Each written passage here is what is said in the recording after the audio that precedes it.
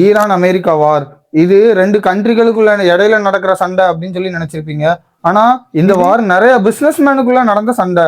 இன்னும் குறிப்பா சொல்லணும் அப்படின்னா இந்த போர்னால ஸ்டாக் மார்க்கெட் எல்லாமே கிராஷ் ஆயிடுச்சு. ஆனா இதுல பெரிய பெரிய பிசினஸ்மேன்ஸ் எல்லாருமே தப்பிச்சிட்டாங்க. அவங்களோட ஸ்டாக்ஸை காப்பாத்திக்கையும் செஞ்சுக்கிட்டாங்க. ஆனா இதுல பாதிக்கப்பட்டது யாரு அப்படின்னா குட்டி குட்டி பிசினஸ்மேன், குட்டி குட்டி ஸ்டாக் இன்வெஸ்டர்ஸ் எல்லாருமே இதுல கம்ப்ளீட்டா காலி ஆயிட்டாங்க. இது மட்டும் இல்லாம பெட்ரோலியம் ப்ராடக்ட்ஸை வச்சு பிசினஸ் பண்ண நிறைய பிசினஸ்மேன் காணாமே போயிட்டாங்க. ஃபார் எக்ஸாம்பிள் நிறைய பெயிண்ட் கம்பெனி, குட்டி குட்டி பெயிண்ட் கம்பெனி ஃபுல்லா மூடப்பட்டிருக்கு. பெரிய பெரிய பெயிண்ட் கம்பெனிலாம் அவங்களோட லாஸை டேக் ஓவர் பண்ணிட்டாங்க, அதை ஹேண்டில் பண்ணிட்டாங்க. ஆனா குட்டி குட்டி கம்பெனியால ஹேண்டில் பண்ண முடியாம நிறைய கம்பெனி அழிஞ்சு போயிருச்சு. ஏன் அப்படின்னா கச்சா எண்ணெய் விலை ஏற ஏற அதுல இருந்து ரெடி பண்ற பெயிண்டோட விலையும் கண்டிப்பா ஏத்தியே ஆகணும்.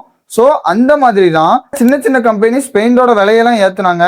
ஆனா பெரிய கம்பெனிஸ் யாருமே பெயிண்டோட விலையை ஏத்தவே இல்லை. ஸோ இதனால சின்ன சின்ன கம்பெனிஸ்ல உள்ள பெயிண்டை யாருமே வாங்க முன் வரல. இதனால குட்டி குட்டி கம்பெனி எல்லாம் கம்ப்ளீட்டா அழிஞ்சு போயிடுச்சு. ஸோ எலைட் பீப்புள்ஸோட கம்பெனி மட்டும்தான் இதுல காப்பாற்றப்பட்டிருக்கு. சாதாரண பொதுமக்கள் ஆரம்பிச்ச கம்பெனி எல்லாமே காலி ஆயிடுச்சு.